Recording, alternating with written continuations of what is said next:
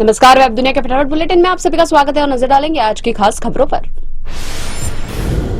भारत में चीनी virus HMPV की एंट्री, अब 3 मामले सामने आए। बेंगलुरु में 2 और अहमदाबाद में 1 बच्चे में संक्रमण की पुष्टि। संक्रमण के चपेट में आने वाले सभी बच्चे 1 साल के भीतर के। केंद्रीय स्वास्थ्य मंत्रालय की स्थिति पर नजर। कर्नाटक सरकार ने राज्य में ह्यूमन मेटान्यूमोवायरस यानी कि HMPV के 2 मामलों का पता चलने के बाद लोगों से कहा कि वे घबराएं नहीं, क्योंकि यह वायरस कोविड-19 जितना संक्रामक नहीं है। छत्तीसगढ़ के बीजापुर में नक्सलियों ने सुरक्षा बलों के वाहन को उड़ाया। हमले में 8 जवान शहीद, कई अन्य गंभीर रूप से घायल। हमले में एक ड्राइवर की भी हुई मौत। राष्ट्रपति द्रौपदी मुर्मू ने की हमले की निंदा। छत्तीसगढ़ के नक्सली हमले में केंद्रीय गृह मंत्री अमित शाह ने कहा कि नक्सल हमले में मारे गए जवानों का बलिदान व्यर्थ नहीं जाएगा। शाह ने देश से मार्च 2026 तक नक्सलवाद को खत्म करने का संकल्प व्यक्त किया। मध्य प्रदेश हाई कोर्ट ने पीथमपुर में यूनियन कार्बाइड का कचरा निपटान के लिए सरकार को दिया 6 सप्ताह का समय। मीडिया को भी इससे जुड़े फर्जी खबरें नहीं चलाने की दी नसीहत।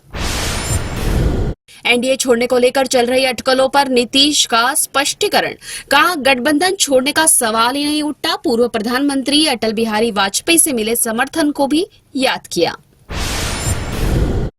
पीथमपुर की राम की फैक्ट्री में खाली किया जाएगा कंटेनर में भरा यूनियन कार्बाइड का जहरीला कचरा। हाईकोर्ट ने राज्य सरकार को दी अनुमति। सुनवाई के दौरान सरकार की दलील गुमराह करने से हालात बिगड़े।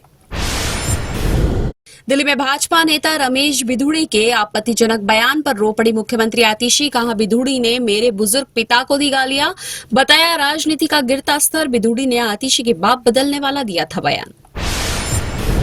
दिल्ली विधानसभा चुनाव के तारीखों के ऐलान से पहले शुरू हुई जुबानी जंग। भाजपा का आरोप, दिल्ली सीएम आवास बनाने में हुआ घोटाला। केग रिपोर्ट का हवाला। श्रमिक संगठनों ने वित्त वर्ष 2025-26 के बजट में EPFO के तहत मिलने वाली न्यूनतम पेंशन को 5 गुना करने की मांग की। 8वें वेतन आयोग के तत्काल गठन और अत्यधिक अमीर लोगों पर सुपर रिच टैक्स लगाने की मांग की। कांग्रेस ने दिल्ली में प्यारी दीदी योजना की घोषणा करते हुए सत्ता में आने पर महिलाओं को 2,500 रुपए मासिक वित्तीय सहायता देने का वादा किया। कहा कर्नाटक मॉडल की तर्ज पर शुरू की जाएगी योजना। प्रशांत किशोर को न्यायिक हिरासत में भेजा। पटना की अदालत ने 25,000 रुपए के बॉन्ड पर दी थी जमानत। बॉन्ड न भरने पर न्यायिक हिरासत में भेजा। भाजपा के मुस्लिम नेता जमाल सिद्दीकी की मांग, राजधानी दिल्ली के इंडिया गेट को भारत माता द्वार किया गया। मोदी को लिखे पत्र में कहा कि यह उस स्तंभ पर दर्ज हजारों शहीदों को सच्ची श्रद्धांजलि होगी। अतुल सुभाष सुसाइड मामले में कर्नाटक हाई कोर्ट ने निकिता सिंघानिया को दिया झटका। FIR रद्द करने की याचिका खारिज की। पीठ का अतुल की पत्नी निकिता से सवाल, आप जांच क्यों नहीं चाहती हो?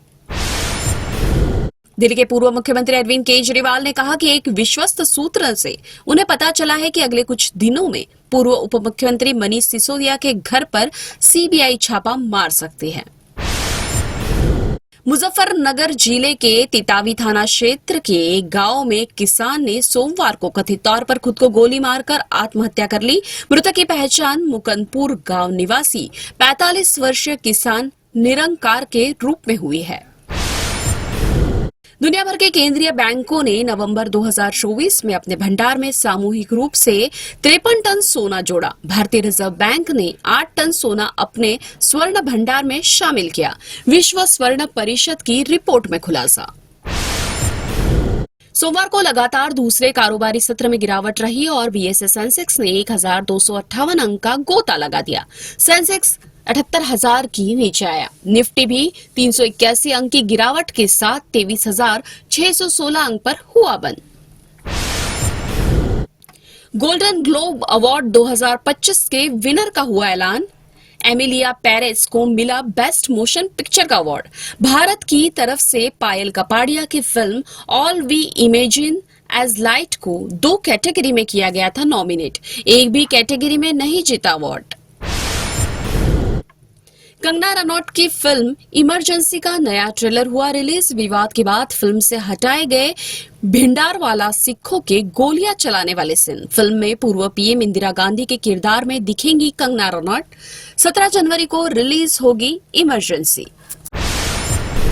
यदि फटाफट बुलेटिन और ताजा अपडेट के लिए लगातार बने रहिए हमारे साथ, यानी कि विजिट कीजिए वेब दुनिया पर।